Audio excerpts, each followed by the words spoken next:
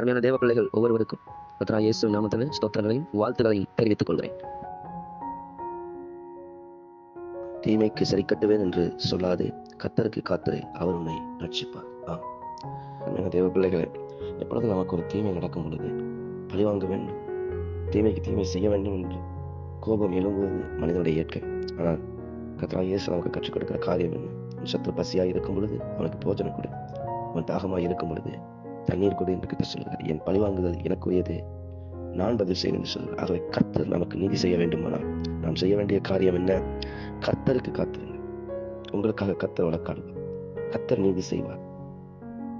சொந்து போகாதிருங்க. பழிவாங்குதல் கர்த்தருடைய. அவர் குற்றம் உள்ளவனை குற்றமற்றவனாக விடார். தீமை செய்தவர்கள், அநியாயம் செய்தவர்களுக்காக செபியுங்கள். அவர்களை சபிக்க வேண்டியதின்றி ஆசீர்வதியுங்கள்.